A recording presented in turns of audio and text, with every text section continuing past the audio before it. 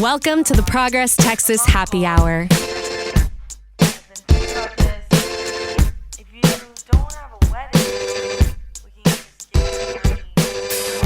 Welcome back to the Progress Texas Happy Hour. I'm Executive Director Kathleen Thompson. With early voting underway in both Houston's 18th Congressional District and Tarrant County's 9th State Senate District, it's important for us to be very clear that this discussion regards the March primary. If you're in either Tarrant County or Houston, early voting in those special election runoffs is underway. Get out there and vote, with that runoff election day set for Saturday, January 31st, just to be clear. As for the primary election in March, in a non-presidential cycle, should long-term trends hold, turnout may be low. And in two Texas counties, one of the second most populated and the other one of the fastest growing in the state, voting on Election Day, March 3rd, in the upcoming March primary has just gotten even harder. According to the Texas Tribune, Republicans in Dallas and Williamson Counties are planning a major change for the March 3rd primary election that will require more election workers and will also affect how voters cast those ballots. They intend to eliminate countywide voting sites on Election Day. That means voters in these counties who wait until the last day, both Republicans and Democrats, will be required to cast ballots at assigned neighborhood polling places instead of more centralized voting locations, commonly called vote centers, that can accommodate any voter from anywhere in the county. To talk about why this has happened and what voters of both primaries really need to know, we've invited Kim Gilby, chair of the Williamson County Democratic Party. This is Kim's first time to join us. Hello, Kim. Hi, how are you? Great. Thanks for being here today. And returning to the pod, Kardal Coleman, chair of the Dallas County Democratic Party. Welcome back, Kardal. Thank you so much for having me. Great to have you both. We wish it were under less frustrating and honestly really ridiculous circumstances. Kardal, let's start with you, and Kim, please follow up. Some of us already know the answer to this, but let's get the academics underway. Why do we think Republican Party leaders in these two counties want to roll back the clock, eliminate options, not add options when it's time to vote in the midterm primary? Kardal, why don't you go first? I think this is who they are. This is more of the same. This is what we've seen spilling over into 2026, and we fought this fight in summer of 25 when we dealt with mid-decade redistricting. And this is some of those same tactics coming to bear. And I think they're trying whatever they can. They're throwing up a Hail Mary to see what will work and what will stick. And I think it's really a voter suppression tactic, and it's really set to confuse all voters. It may not be their intended outcome to confuse and suppress their own voters, but they're willing to throw the baby out with the bathwater on this one. And I think that's what we're seeing here in Dallas and Williamson County. I totally agree, Kardal. It's voter suppression, blatant, right out there in front of all of us. And it is going to impact all voters, not just Democratic voters. And I do have a quote from the Williamson County Republican chair. In short, we're doing this because we can. So it's just another obstacle to put into the path to make, for people who want to exercise their right to vote. And at the end of the day, I believe it reeks of desperation, because 2018 was a very good year for Democrats in Williamson County. I think we're going to build upon that. 2026 is going to be even a stronger turnout. And they're just pulling out all the dirty tricks they can to try to stop us from electing Democrats. Kim, since Texas voting law requires both parties to agree in order to use countywide vote centers, the Republican Party's decision forces your Democratic Party to follow suit. What does it feel like to have the logistical framework of your party's primary dictated by your political opposition? And what legal or legislative recourse, looking ahead, if any, are you exploring to fight this or prevent it from happening in the future? Great question. It's extremely frustrating because they are two separate elections. I was in a meeting in November with the Republicans, the Democrats in their elections department, and an attorney from the Secretary of State's office. So I made that argument. It's two separate elections. Now, please know, we would be happy to hold a joint primary. They're adamantly against that because, why try to save money and save equipment and make it easier for everybody, So they're opposed. But it's very frustrating because countywide polling has been used in Williamson County since 2013. People on both sides like it. It's easy. You can go vote on your lunch break. You can vote at work. For example, I'm sitting in Georgetown right now. I live in Cedar Park. So I could vote here, but now not on election day. So I have met with the state party. We've, talked about some possible tactics for the future, but the law needs to be changed, Kathleen. And we will be working very closely with our Democratic reps next session to see what we can do to try to get a better law in place. And the irony is, I think they're out there wanting to have closed primaries. So, yet they want to tell us what to do. And to me, it's unjust. But we are talking about the Republican Party. So why would we think there was anything just or fair this day and time regarding them? Same question to you, Kardal. What's it like having this other party chaired by Alan West, of all people, telling you what you're going to do in your primary? I think it's a big oxymoronic for the party who believes in individual freedoms and personal liberties to tell us what we should do. The party of small government now allowing their rules to be imposed upon us. And we've tried to negotiate with them. We've pleaded with them to come to the table in private. We've done it in public. I've done it through the media. And, I think they have no shame at this point. And like Chair Gilby said, I think that they're trying to do whatever they can to just force feed this agenda to Texans. Yeah. A few weeks ago, Donald Trump was on Truth Social saying that he wanted this to happen in Dallas County. And so they're not hand counting ballots in Dallas, but they're forcing a non-joint election, which is still a step short of the right thing. And so I don't think they want to accept defeat in total, knowing that they don't have the logistics or the resources to pull this off. And so they said, well, what can we do to make this difficult for everybody so we don't have to fall flat on our faces? And that's exactly what we're seeing in Texas. They won't accept that they have really run out of options, and they're trying to play whatever last card that they can. Kardal, have you pursued any legal conversations? I mean, I'm a parent. To me, this feels like my son is playing basketball with a buddy, and somebody gets mad, and then the other person takes the ball and goes home. My kid can still play basketball at the court. This feels like I'm not going to play and you can't play either. That's exactly what this is. And you can play, we just don't have a ball, right? The rules have changed. They've changed the game. And so we're standing there left on the court with a participant or with someone who doesn't want to participate. Now, we are, like Chair Gilby said, we are inclined to have our own primaries as we see fit, right? These are individual elections. And so it's their choice to not come to the table and have a joint election, which is more cost effective for voters. It's their choice to do that. It's their choice to not do what is logistically feasible for not only both parties, but also for our election departments and the people who hold and administer these elections. They're creating hurdles and obstacles, not just for themselves, but for everyone. And then the voter experience, right? The whole reason we do this is so that voters can show up and have a very smooth, clean experience, and they're causing chaos within that. And so I think they're bound to these commitments from Donald Trump or Greg Abbott or whoever they're getting their marching orders from, and blindly forsaking everything and everybody else in the process. I like to vote early. I try to vote early because I have children, car trouble, parent trouble. I'm in that sandwich generation, things happen. So I don't like to wait till the last day, but I know a lot of people do like to wait till the last day. There's election buzz. It's fun. Waiting in line for some people, if they have the time to do so, that can be fun too, chatting it up with neighbors and strangers.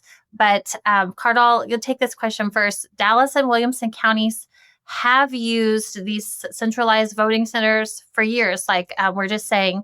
So what specific data or historical trends from your counties suggest that rolling back the clock here will lead to higher rates of wrong site disenfranchisement, particularly for working class voters who may rely on voting near their place of employment? or their child's daycare center rather than at their home. Yeah. So I want to be clear from Dallas County perspective, we're talking about election day only. So during early vote, we still have countywide voting. You can go wherever you'd like. We have 75 locations that you could choose from. But on election day, we normally on election day have around 450 locations. This election, we're looking at approximately 250. So that's the kind of differential that we'll have here in Dallas County, where we have limited access. Some of these precincts now have to be combined. If you live in a certain quadrant or a certain precinct, you may have to go take a further drive than what's your normal neighborhood precinct. We're not voting at precinct level. We have 791 precincts. And because of this hurdle, now we have to pare that down to approximately 250 locations. So there's not access for you to just go wherever you like or around the corner. And so I think that's kind of the things that we're dealing with here in Dallas County. Back to your last question about the legal options. We've been on calls nonstop with attorneys, and I'm sure Chair Gilby has to try to look at what we can do. And we've tried to fight this thing out legally, and they have protections as do we. We both have the option to say the Democrats don't want to participate. We do not want a non-joint election. But here we are negotiating to the very end, down to the wire, saying we want to do the best thing for voters. And the other side obviously just isn't willing to come to the agreement. And Kim, to you, talk to me about folks showing up at the wrong place because that's where they've always gone, or they see people waiting in line and don't realize that you have to go to a specific place. You can't just show up, get in the back of the line, wait in line, and then you get to the front of the line and you're told, I'm so sorry, you can't vote here. Yeah, folks being disenfranchised is a real concern of ours because people have been used to, hey, I'm near the grocery store, I'll bop in and vote. And this time it's not going to work like that. Of course, we're going to be screaming it from the mountaintops, vote early, vote early, vote early. We always do, because we know when Democrats vote early, our chances of winning and electing good folks to office who actually care about their neighbors, our chances dramatically increase. So we're going to be pushing people to vote early. Just like you said, though, Kathleen, there are those people, they want to vote on election day. That's their shtick. They like actually voting on the day. I'm concerned because we also have another issue. We switched last November from the BMDs, the ballot marking devices, voting on the screen, to BODs, ballot on demand. So you have to wait when you sign in. They'll print out your ballot, give it to you, and you'll go over, you'll bubble it like you're back in school taking a tedious test. And then you go and you'll insert it back into the tabulating machine. But what we saw last November, and we all know those constitutional amendment elections are low turnout. We had lines on election day, long lines. And so that really got our attention because low turnout, and we know turnout for this important primary. Highly contested primary. Yeah. And we're usually one of the counties in the state, our turnout, our people will turn out. And we have incredible candidates at the top of the ballot all the way down. We have strong candidates running countywide. I wish I had Chair Coleman's, overabundance of candidates. We're Wilco. We're still pushing to get good people to run, and we're chipping away. But we have a real chance of several pickups this time. So we're going to be doing everything we can to educate people. But the education aspect is really a big piece of this puzzle. And I have asked the question when I've been interviewed before, how are we going to get the word out to 440,000 registered voters in Wilco?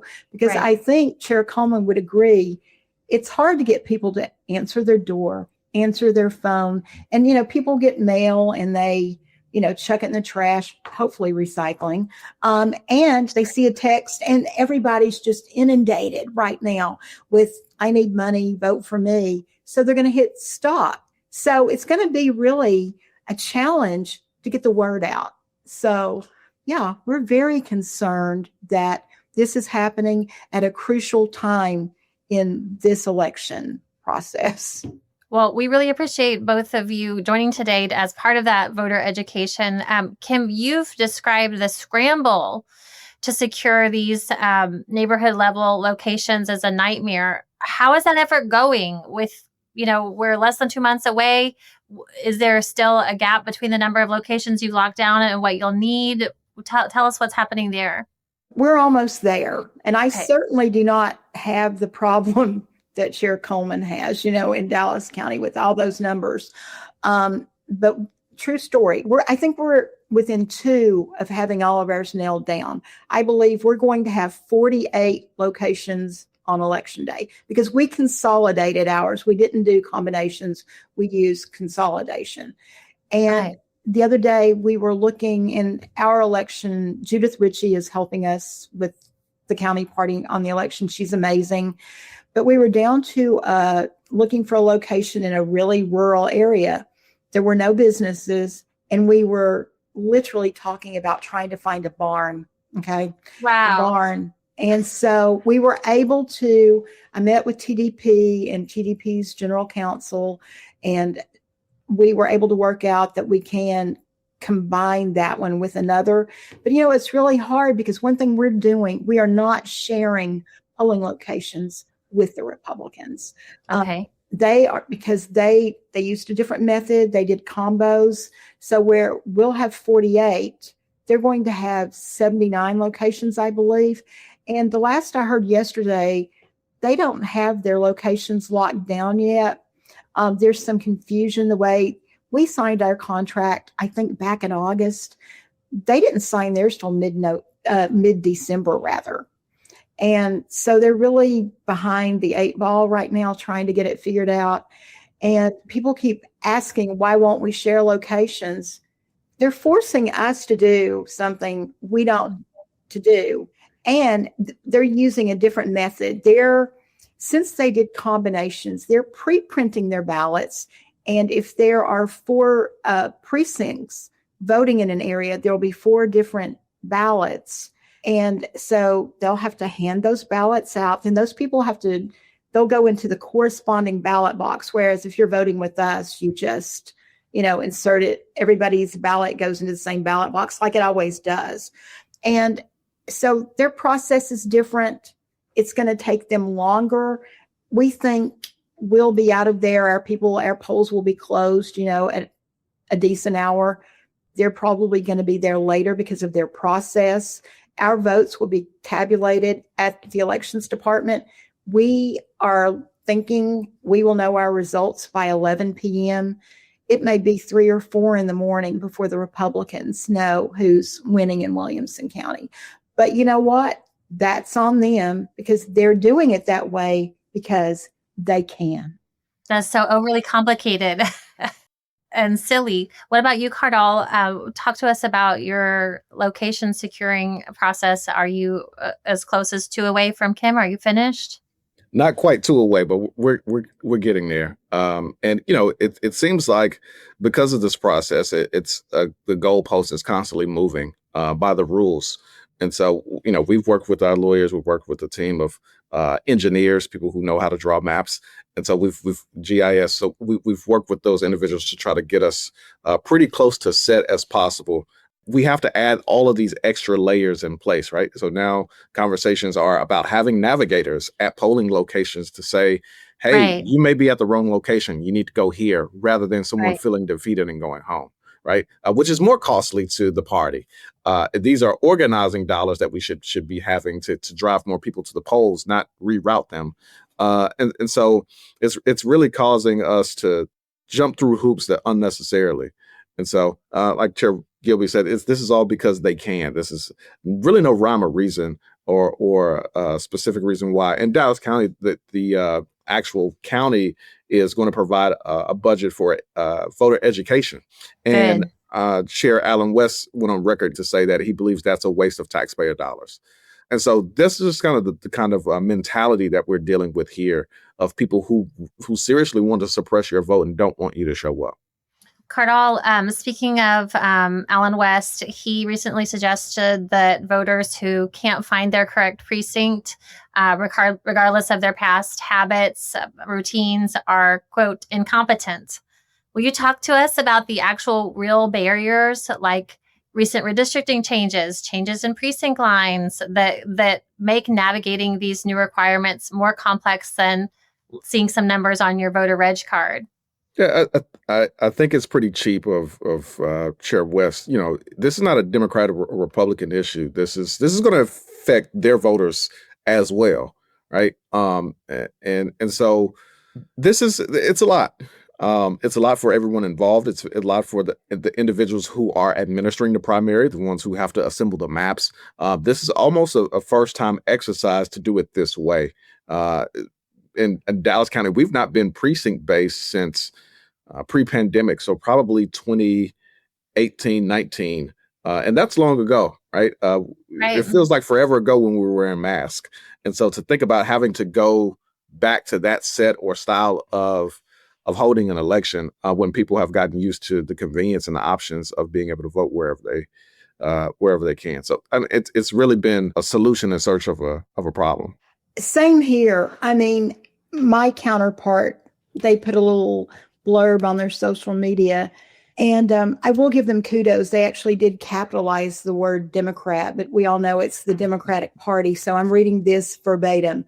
The Sure. Democrat Party thinks voters in Williamson County don't have the sense to do what they did for decades up until 2013, vote in their precinct. To that argument, Evans replied, I would encourage the Democrats and other critics to have far more confidence in their fellow man that they can figure out where a polling location is. So takes a lot of nerve, but we know who they are and we need to believe them. They've shown us over and over. We know that this is not about, they're trying to also say they're protecting the security of the ballot. That's malarkey, as President Biden used to say. Mhm. And we have an incredible elections department here in Williamson County. We are very fortunate. Those people, everyone that works there, they're dedicated to free and transparent elections. Mm-hmm. And everyone does their best to conduct these elections. And now they're having more stress put on them because of the Republicans. And I love the analogy. It really is like a whiny kid at a game. I'm going to take my toys and go home. And they're doing it because they can. But, we're going to work with our election department. We're going to work with our staff. And, Kardal, I mean, I think we both know it's hard to recruit election workers on our side, especially because we have people who are still concerned about illness, and unvaccinated people. We have people concerned about you can take a weapon into a polling location. Mm-hmm. And that's another reason, if they're going to do this, we want to have the separate polling locations. Absolutely. Provide a little added security, for our people. But, there's so many moving parts to these things. You have no idea until you become a county chair and you see how it really works. And for them to take something that's not broken. I mean, we really have been voting this way in Wilco since 2013, and it works really well. And they see the writing on the wall because, Chair Coleman, what do they have to offer the voters? I both know nothing. This is creating a workforce issue, right? There are plenty of people from election judges and clerks who are faithful, right? They're consistent with us, and they know every election I can go through training. I have 2 weeks of early vote. I'm kind of looking forward to or expecting this added pay, right? Some people are depending on this. And so now we have less locations. We have to pare things down. And these are people who may not be able to make ends meet because Republicans can. And so I think that's a great point. I think it's a great quote that you keep bringing up because, it doesn't really, there's no true reason for doing this other than they can. And that it's the same whiny behavior of taking my ball and going home. Finally, for both of you, we're talking about the workforce because there will be a need of an influx of volunteers and funding. What are your party's doing to bring in more support. I'm really pleased to hear about the Dallas County doing voter education and putting some money behind that to reach people. It does cost money to reach people. Ask me how I know. So it's hard work to break through the noise of what's happening on a daily basis.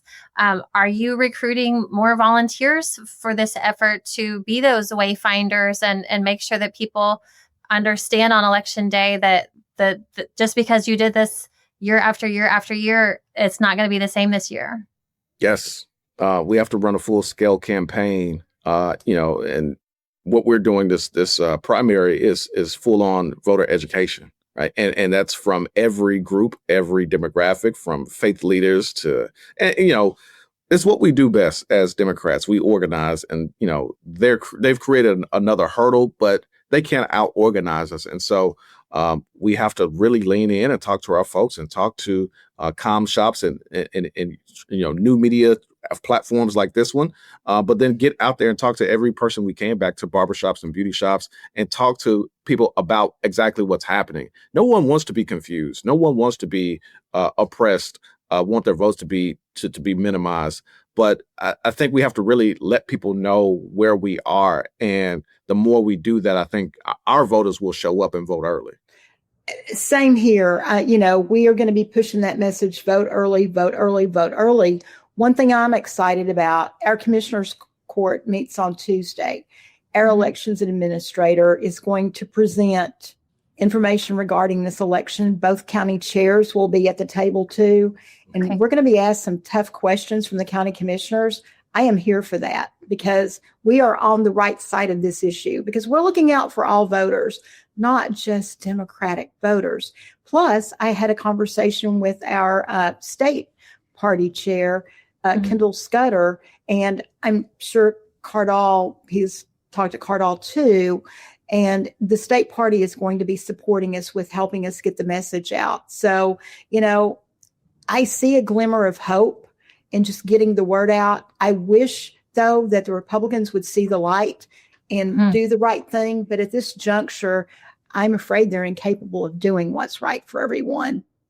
Well, Chair Gilby and Chair Coleman, do you have any other closing thoughts, anything that I didn't ask you about that you want to share with listeners today? Sure. I mean, if you're a Democrat, if you align with Democratic values, make sure that you vote early, and everyone pass the message along, take folks to vote early, avoid the chaos, don't wait too late, and make sure that you're telling every person that you know to vote early. That's between February 17th and February 27th. So that Tuesday to the following Friday. We still have, Souls to the Polls Sunday. We have early voting the weekend of February 20th. So we have plenty of options for people to get in there and to cast their ballots. But don't wait till it's too late. Don't wait to be confused on election day. Make sure you vote early. Absolutely. Exactly what Chair Coleman said. Do your homework. You're picking your nominees. So do your homework, see who best aligns with your values and the issues that really touch your soul. But exactly, vote early, make a plan, invite all your like-minded friends to get out there and join you. You make sure your family is voting. Ralph and I have 3 kids. 2 of them still vote in Texas. I will be making sure they have cast their ballot, because that is the way we make our voices heard. And now more than ever, we need to stand up and make our voices heard, because people are suffering out there. No one's coming to save us. We have to save ourselves. And this is how we do it, by voting. So vote early. Early voting in the March primary starts on February 17th. Election day, as we've discussed, is Tuesday, March 3rd. Vote early, y'all. Everything you need to know about voting in Texas, including how to check to be sure your registration is still in order, can be found at our great-looking and easy-to-understand voter navigation site, govotexas.org. Our mission at Progress Texas is to improve and save Texans' lives by acting on our shared, bold, progressive values. And that starts with countering the billionaire and corporate-funded disinformation machine. While we enjoy the support of hundreds of partners, chances are that you, dear listener, haven't joined the team yet. If you're a regular, let's get you on board now at progresstexas.org. Go ahead and cancel that streaming service that you're not using and paying for and invest it in Progress. Thanks for listening. We'll catch you next time. Bye.